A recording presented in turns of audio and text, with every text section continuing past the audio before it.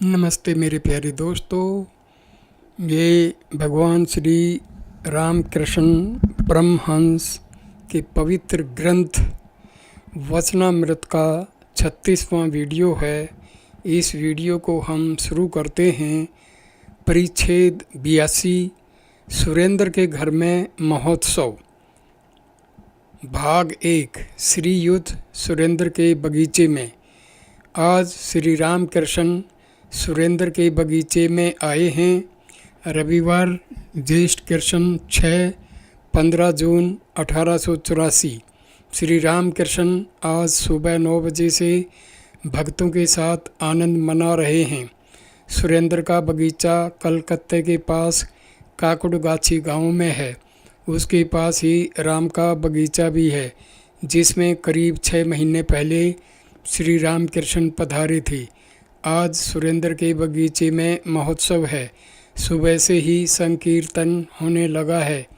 कीर्तनीय कृष्ण और गोपियों के संबंध में कीर्तन गा रहे हैं। गोपियों का प्रेम, कृष्ण के विरह से राधिका की अवस्था, यही सब गाया जा रहा है।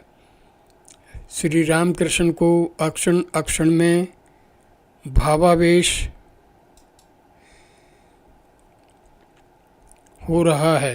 भक्तगण उद्यान गृह के भीतर चारों ओर कतार बांधे खड़े हैं।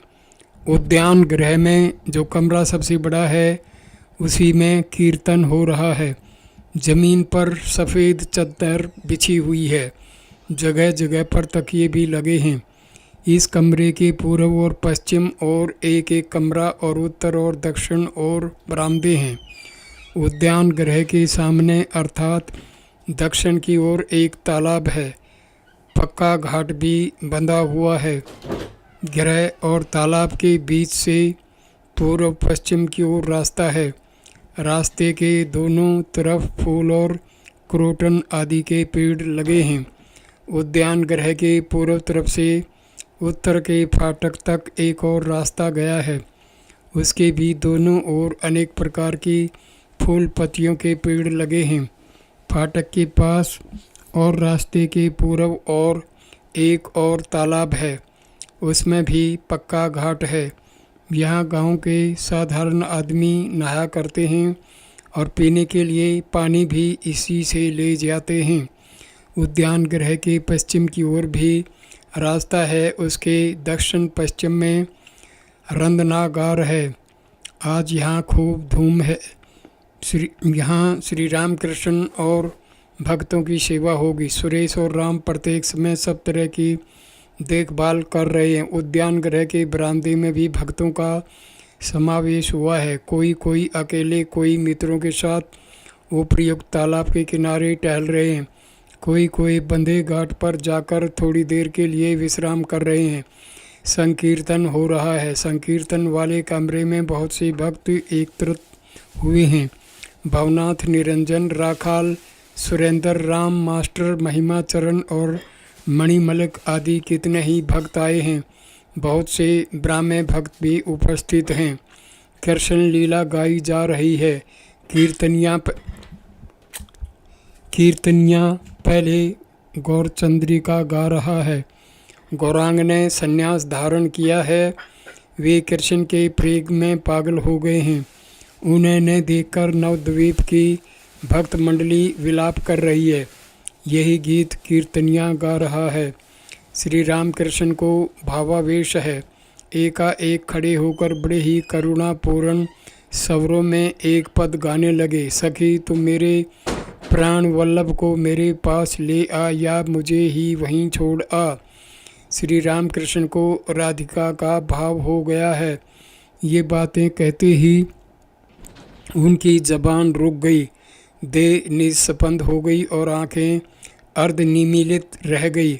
उनका बाह्य ज्ञान बिल्कुल जाता रहा। वे समाधि मगन हो गए। बड़ी देर बाद श्री रामकृष्ण अपनी साधारण दिशा में आए। फिर वही करुण स्वर कहते हैं, सखी उसके पास ले जाकर तू मुझे खरीद ले, मैं तेरी दासी हो जाऊंगी। कृष्ण का प्रेम मुझे तो ही ने तो सिखाया था। प्राण वल्लभ कीर्तनियों का गाना होने लगा। श्रीमती कह रही हैं, सखी मैं यमुना में पानी भरने न जाऊंगी। कदम के नीचे प्रिय सखा को मैंने देखा था, उसे देखते ही मैं विह्वल हो जाती हूँ। श्री राम कृष्ण को फिर आवेश हो रहा है।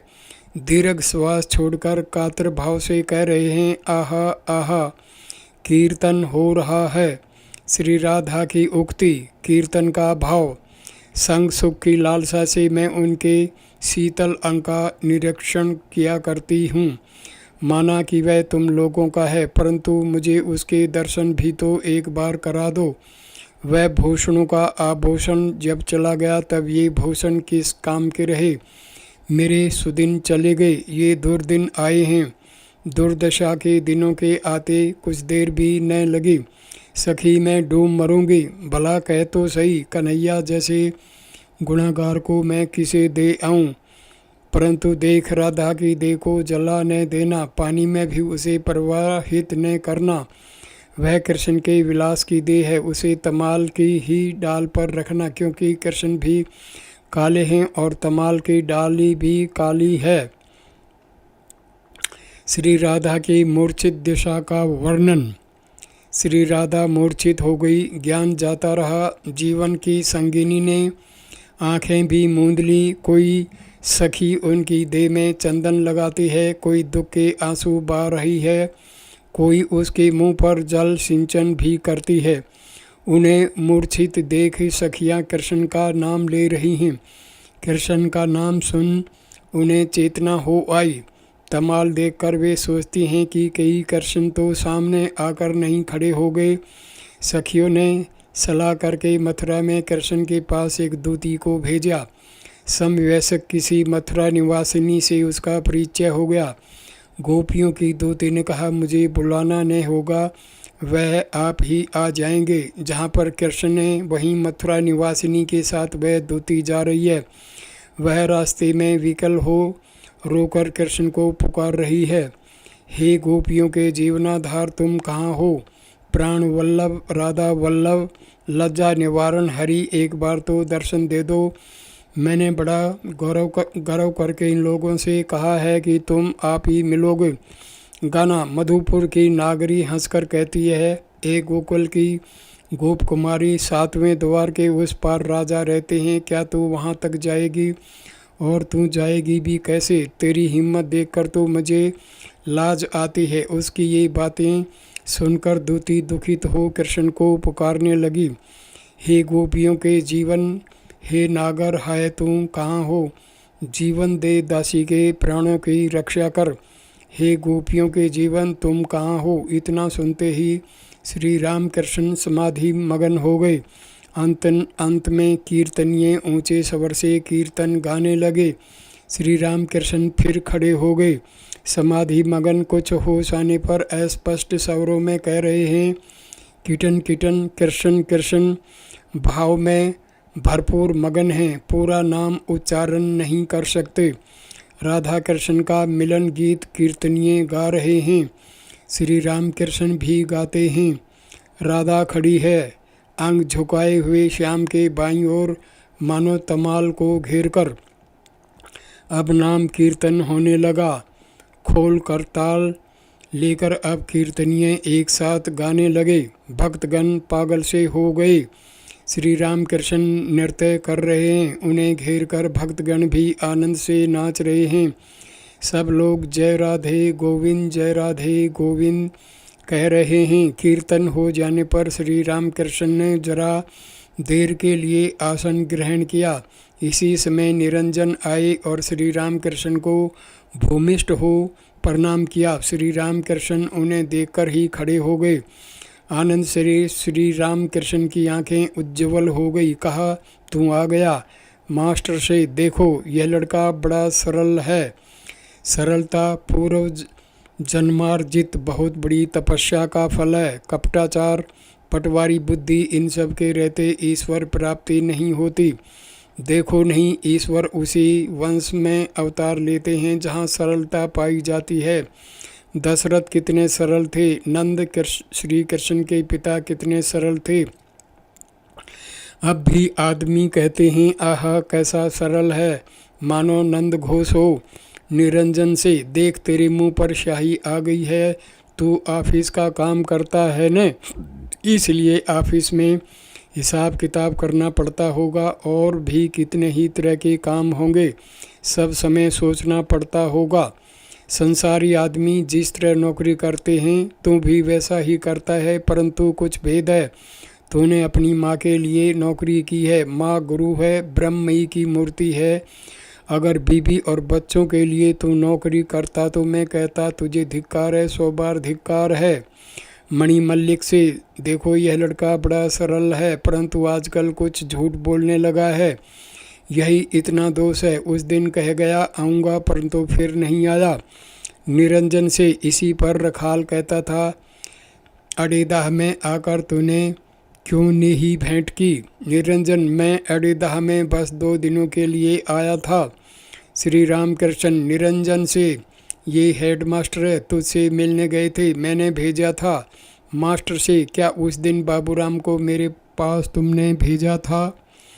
श्री रामकृष्ण पश्चिम वाले कमरे में 2-4 भक्तों के साथ बातचीत कर रहे हैं। उसी कमरे में कुछ टेबल और कुर्सियां इकट्ठी की हुई रखी थी। श्री रामकृष्ण टेबल के सहारे खड़े हैं। श्री रामकृष्ण मास्टर से, आहा गोपियों का कैसा अनुराग है, तमाल देकर प्रेम से विहल हो गई, एकदम प्रेमोन्माद। श्री राधा की विरहाग्नि इतनी प्रचंड थी कि आँख के आंसू भी उसके ताप से सूख जाते थे, पानी बनने से पहले ही वाष्प होकर उड़ जाते थे। कभी कभी दूसरे को उनके भाव का कुछ पता ही नहीं चलता था। बड़े तालाब में हाथी के धंसने पर भी दूसरों को पता नहीं चलता। मास्टर जी हाँ, गौरांग का भी यही हाल था।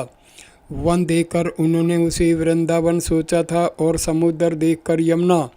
श्री रामकृष्ण, आहा उस प्रेम का एक बूंद भी अगर किसी को हो, कैसा अनुराग, कैसा प्यार। सिर्फ 16 आने अनुराग नहीं, 5 चवन्नी और 5 अन्य।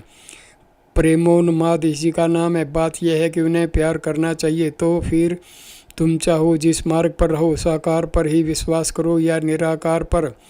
ईश्वर मनुष्य के रूप से अवतार लेते हैं, इस बात पर चाहे विश्वास करो या न करो, उन पर अनुराग रहने से ही काफ़ी है। तब वे खुद समझा देंगे कि वे कैसे हैं। अगर पागल ही होना है तो संसार की चीज़ लेकर क्यों पागल होते हो? पागल होना है तो ईश्वर के लिए पागल बनो। भाग 4 भवनाथ महिमा आदि भक्तों के साथ हरि कथा प्रसंग। श्री रामकृष्ण हाल वाले कमरे में आए। उनके बैठने के आसन के पास एक तकिया लगा दिया गया। श्री रामकृष्ण ने बैठते समय ओम तत्सत इस मंत्र का उच्चारण करके तकिए को स्पर्श किया। वैसे लोग इस बगीचे में आया जाया करते हैं और ये सब तकिए वे अपने काम में लाते हैं। इसीलिए शायद श्री रामकृष्ण ने उस मंत्र का उच्चारण कर तकिए को शुद्ध कर लिया। भवनाथ मास्टर आदि उनके पास बैठे हैं। समय बहुत हो गया, परंतु भोजन आदि का बंदोबस्त अभी तक नहीं हुआ। श्री रामकृष्ण बालक स्वभाव में कहा, क्यों जी अभी तक कुछ देता क्यों नहीं? नरेंद्र कहाँ है? एक भक्त।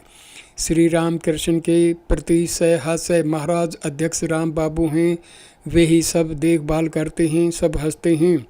श्री रामकृष्ण हंसते हुए, राम अध्यक्ष हैं तब तो हो चुका। एक भक्त, जी राम बाबू जहाँ अध्यक्ष होते हैं वहाँ प्राय यही हाल हुआ करता है। सब हंसते हैं।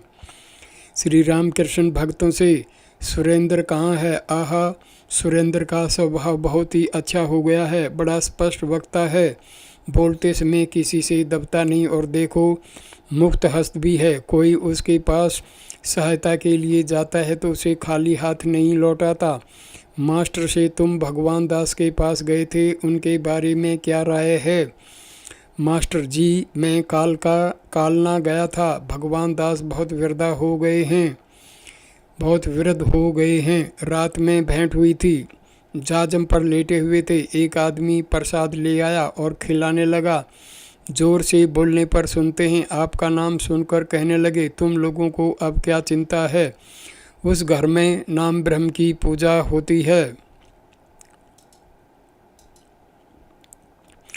भवनाथ मास्टर से आप बहुत दिनों से दक्षिणेश्वर नहीं गए। वे दक्षिणेश्वर में मुझसे आपके संबंध में पूछताछ किया करते थे और कहा था मास्टर को अरुचि हो गई है क्या।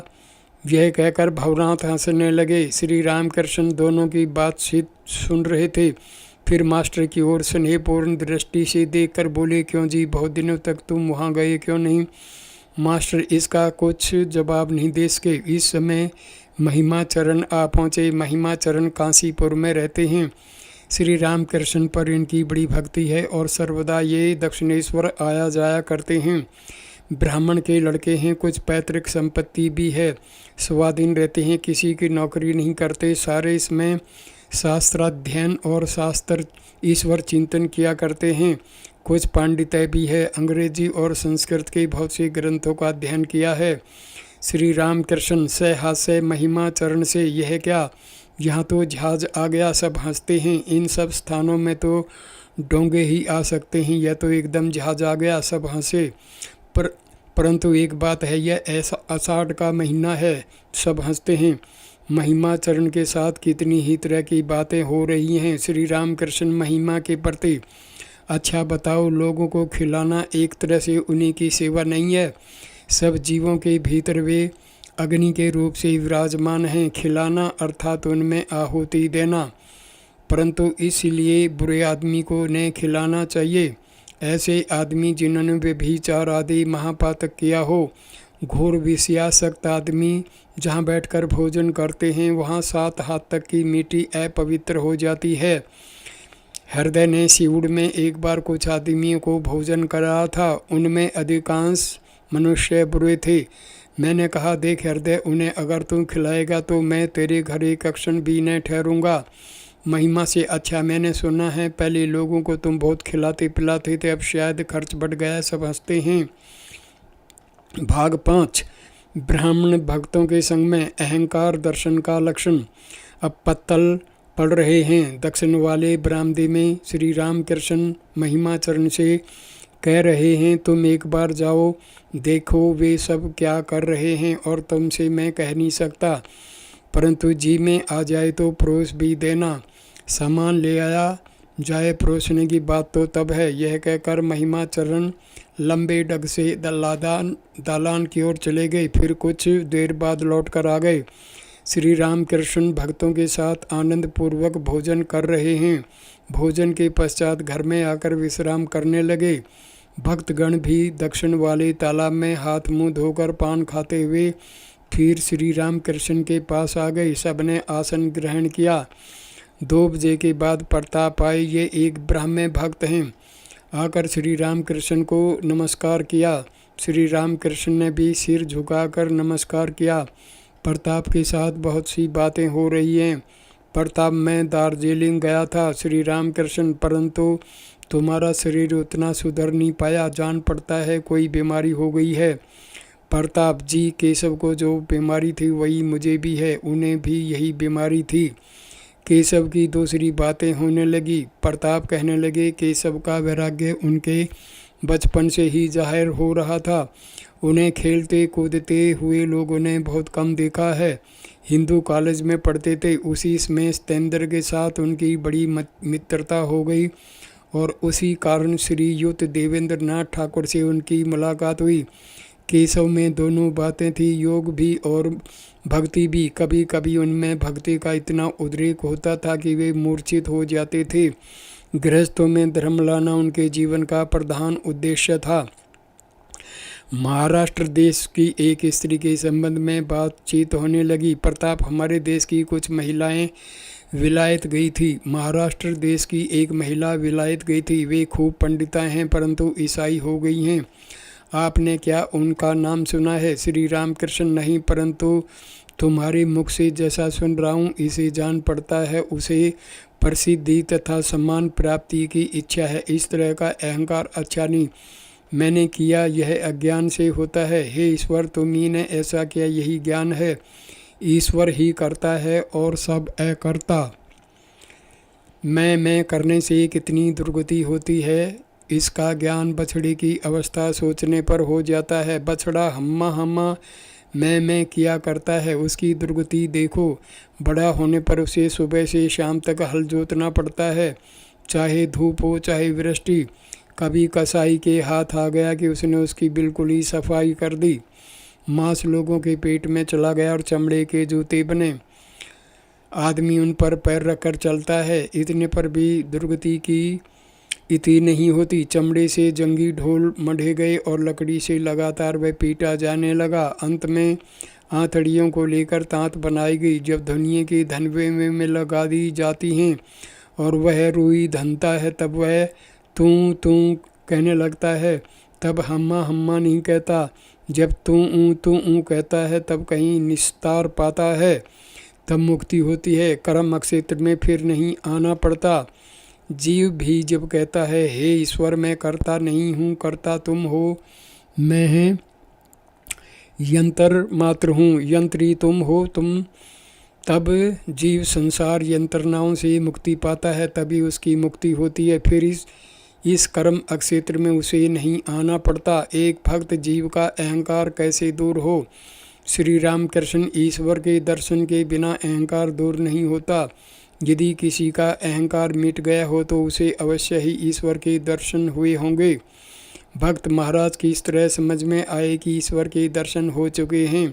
श्री रामकृष्ण, ईश्वर दर्शन के कुछ लक्षण हैं।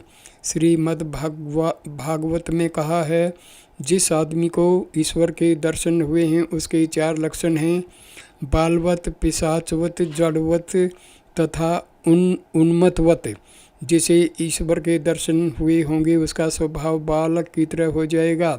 वह त्रिगुणातीत हो जाता है, किसी गुण को गांठ नहीं बांधता। शुचि और अशुचि भी उसके पास बराबर है, इसलिए वह पिशाचवत है और पागल की तरह कभी हंसता है कभी रोता है। देखते ही देखते बाबुओं की तरह सजावट कर लेता है और फिर सब कपड़े बगल में दबाकर बिल्कुल नंगा होकर घूमता है। इस तरह वह उन्मत्तवत हो जाता है और कभी यही है कि जड़ की तरह कहीं चुपचाप बैठा हुआ है, इसलिए जड़वत। भक्त ईश्वर दर्शन के बाद क्या अहंकार बिल्कुल चला जाता है? श्री रामकृष्ण, कभी कभी वे अहंकार बिल्कुल पहुँच डालते हैं, जैसे समाधि की अवस्था में। कभी अहंकार कुछ रख भी देते हैं, परंतु उस अहंकार में दोष नहीं। जैसे बालक का अहंकार, 5 वर्ष का बच्चा मैं करता है, परंतु किसी का अनिष्ट नहीं, वह नहीं करना जानता।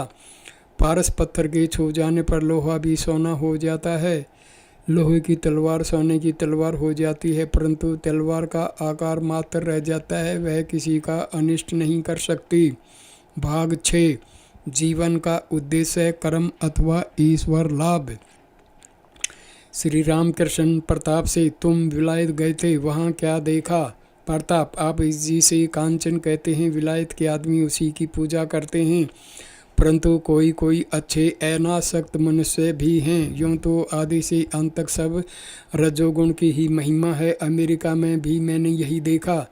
श्री रामकृष्ण, प्रताप से, विषय कार्यों में केवल विलायत वालों को ही आसक्ति नहीं है, सभी जगह यही हाल है। परंतु बात यह है कि कर्मकांड को आदि कांड कहा है। सतोगुण, भक्ति, विवेक, वैराग्य, दया आदि सब के बिना ईश्वर नहीं मिल सकते। रजोगुण में कर्म का आडंबर होता है, इसलिए रजोगुण से तमोगुण आ जाता है। ज़्यादा कर्म में फंसने पर ही ईश्वर को मनुष्य भूल जाता है, तब कामनी कांचन में भी आसक्ति बढ़ जाती है। परंतु कर्मों का बिल्कुल त्याग कोई नहीं कर सकता। तुम्हारी प्रकृति खुद तुमसे कर्म करा लेगी, परंतु अपनी मर्जी से करो या न करो। इसीलिए कहा है, अनासक्त होकर कर्म करो, अर्थात कर्म फल की आकांक्षा न करो। जैसे पूजा, जप, तप ये सब कर रहे हो, परंतु सम्मान या पुण्य के लिए नहीं। इस तरह अनासक्त होकर कर्म करने का नाम ही कर्म योग है। यह बड़ा कठिन है। एक तो कलिकाल है, सहजे आसक्ति आ जाती है। सोच रहा हूँ, अनासक्त होकर काम कर रहा हूँ, परंतु न जाने की दर से आसक्ति आ जाती है। समझ में नहीं आता। कभी पूजा और महोत्सव किया या बहुत से कंगालों को खिलाया, सोचा अनासक्त होकर मैं ये सब कर रहा हूँ, परंतु फिर भी न जाने की दर से लोक सम्मान की इच्छा आ जाती है। पता नहीं, बिल्कुल अनासक्त होना उसके लिए संभव है जिसे ईश्वर के दर्शन हो चुके हैं। एक भक्त जिन्होंने ईश्वर को प्राप्त नहीं किया, उनके लिए क्या उपाय है? क्या वे विषय कर्म छोड़ दें? श्री रामकृष्ण, कली काल के लिए भक्ति योग है। नारदीय भक्ति, ईश्वर का नाम गुणगान और व्याकुल होकर प्रार्थना करना। हे ईश्वर, मुझे ज्ञान दो, भक्ति दो, मुझे दर्शन दो। कर्म योग बड़ा कठिन है, इसलिए प्रार्थना करनी चाहिए। हे ईश्वर, मेरे कर्म घटा दो और जितने कर्म तुमने रखे हैं उन्हें तुम्हारी कृपा से अनासक्त होकर कर सकूं और अधिक कर्म लपेटने की मेरी इच्छा न हो। कर्म कोई छोड़ नहीं सकता। मैं सोच रहा हूँ, मैं ध्यान कर रहा हूँ, ये भी कर्म है। भक्ति पा लेने पर विषय कर्म आप ही आप घट जाते हैं, तब वे अच्छे नहीं लगते। मिश्री का शरबत मिल जाए तो फिर शीरा कौन पीता है? एक भक्त विलायत के आदमी कर्म करो कहा करते हैं, तो क्या कर्म जीवन का उद्देश्य नहीं है? श्री रामकृष्ण, जीवन का उद्देश्य है ईश्वर लाभ। कर्म तो आदि कांड हैं, वह जीवन का उद्देश्य नहीं हो सकता। निष्काम कर्म एक उपाय हो सकता है, परंतु वह भी उद्देश्य नहीं है। शंभू कहता था, अब ऐसा आशीर्वाद दीजिए कि जो रुपए हैं उनका सद्व्यय कर सकूं। अस्पताल, दवाखाना, रास्ता घाट, कुआं इनके तैयार करने में लग जाए। मैंने कहा, यह सब काम अनासक्त होकर कर सको तो अच्छा है, परंतु है यह बड़ा कठिन। और चाहे जो हो, कम से कम इतना याद रहे कि तुम्हारे मनुष्य जीवन का उद्देश्य है ईश्वर लाभ, अस्पताल और दवाखाना बनाना नहीं। सोचो कि ईश्वर तुम्हारे सामने आए, आकर तुमसे कहो कोई वर मांगो, तो क्या तुम उनसे कहोगे मेरे लिए कुछ अस्पताल और दवाखाना बनवा दो, या कहोगे हे भगवान तुम्हारे पाद पद्यों में मेरी शुद्धा भक्ति हो, मैं तुम्हें सब समय देख सकूं। अस्पताल, दवाखाना ये सब अनित्य वस्तुएं हैं, एकमात्र ईश्वर वस्तु है और सब अवस्तु। उन्हें प्राप्त कर लेने पर जान पड़ता है कर्ता वे ही हैं, हम लोग अकर्ता हैं। तो फिर क्यों उन्हें छोड़कर इतने काम इकट्ठे कर हम अपनी जान दें? उन्हें पा लेने पर उसकी इच्छा से कितने ही अस्पताल और दवाखाने हो जाएंगे। इसलिए कहता हूँ, कर्म आदि कांड हैं, कर्म जीवन का उद्देश्य नहीं। साधना करके और भी आगे बढ़ जाओ। साधना करते हुए जब और आगे बढ़ जाओगे, तब अंत में समझोगे ईश्वर ही एकमात्र वस्तु है और सब अवस्तु। ईश्वर लाभ ही जीवन का उद्देश्य है। एक लकड़हारा जंगल में लकड़ी काटने गया था। एकाएक किसी ब्रह्मचारी से उसकी भेंट हो गई। ब्रह्मचारी ने कहा, सुनो जी, बढ़ते जाओ। लकड़हारा घर लौटकर सोचने लगा, ब्रह्मचारी ने आगे बढ़ने के लिए क्यों कहा? इस तरह कुछ दिन बीत गए।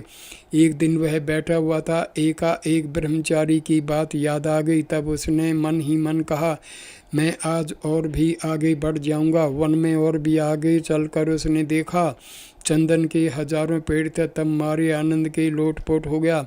चंदन की लकड़ी उस दिन घर ले आया, बाजार में बेचकर खूब धनी हो गया। और भी बढ़ने पर ईश्वर की प्राप्ति होगी, उनके दर्शन होंगे, कर्म से उनके साथ मुलाकात और बातचीत होगी। केशव के स्वर्ग लाभ के पश्चात मंदिर की वेदी को लेकर जो विवाद हुआ था, अब उसकी बातें होने लगी। श्री रामकृष्ण प्रताप से सुना है तुम्हारे साथ वेदी के संबंध में कोई झगड़ा हुआ है। जिन लोगों ने झगड़ा किया है वे तो सब ऐसे ही हैं मानो कीड़े मकोड़े, सब हंसते हैं भक्तों को।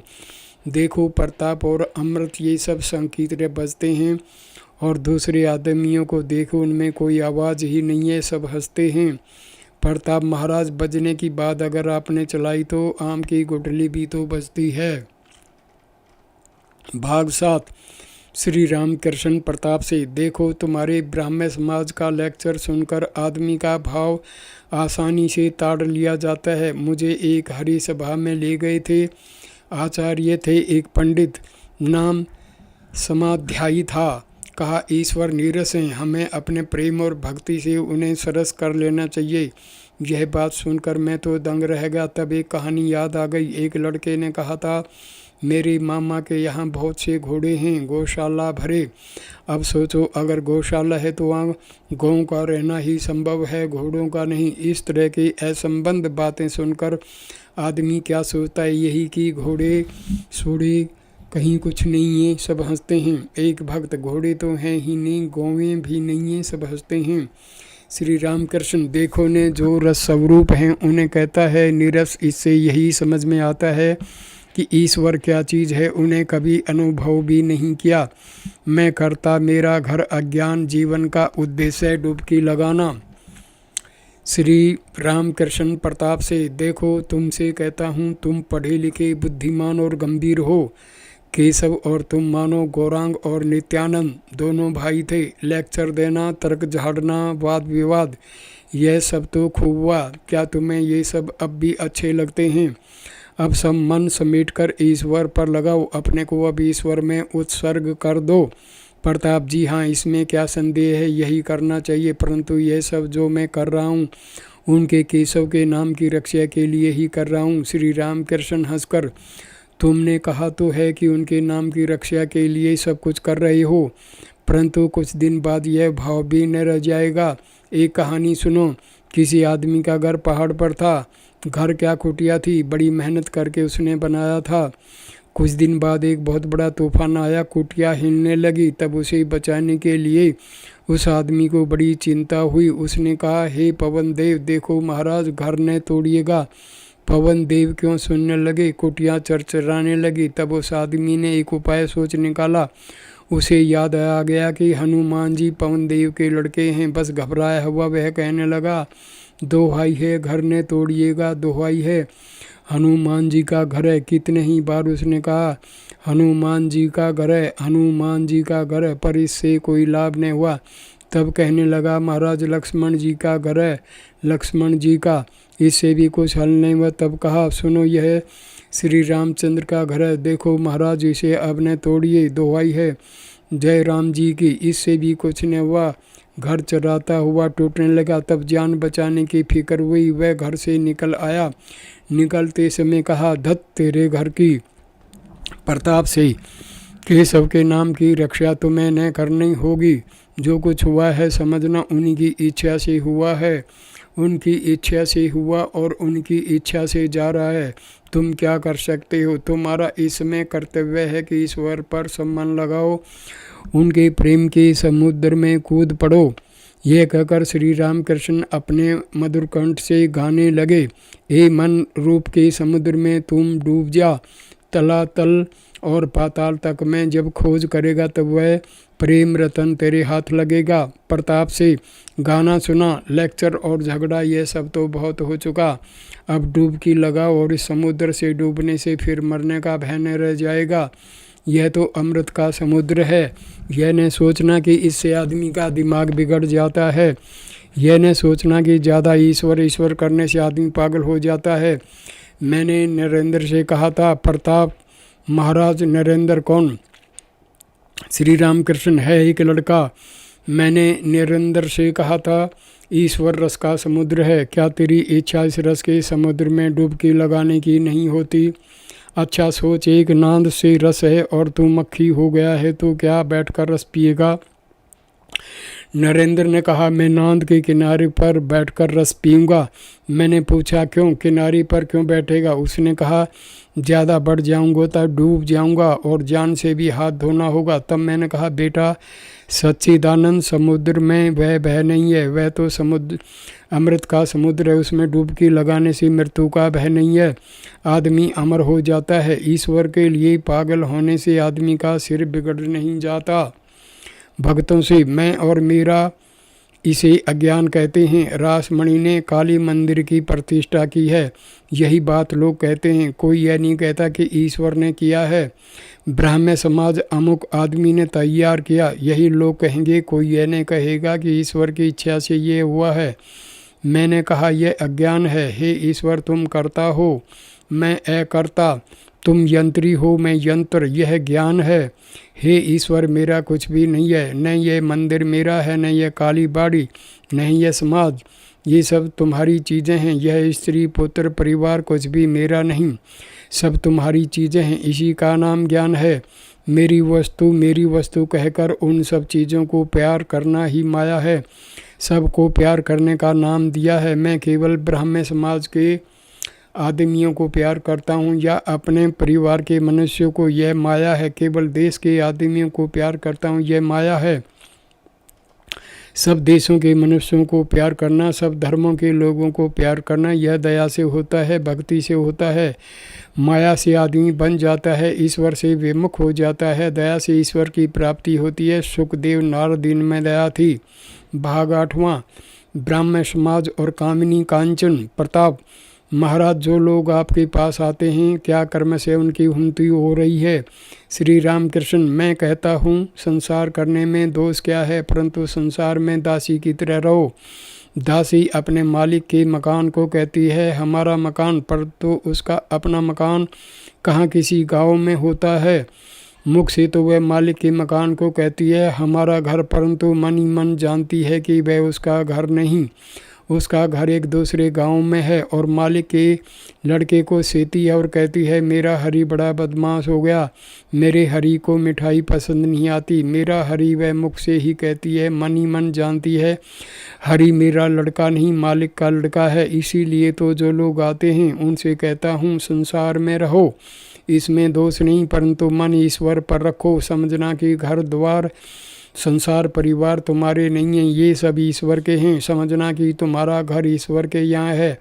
मैं उनसे यह भी कहता हूँ कि व्याकुल होकर उनकी भक्ति के लिए उनके पाद पद्यों में प्रार्थना करो।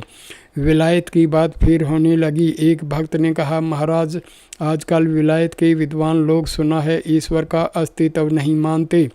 प्रताप, मुँह से चाहे वे कुछ भी कहें, पर यह मुझे विश्वास नहीं होता कि उनमें कोई सच्चा नास्तिक है। इस संसार की घटनाओं के पीछे एक कोई महान शक्ति है, यह बात बहुतों को माननी पड़ी है।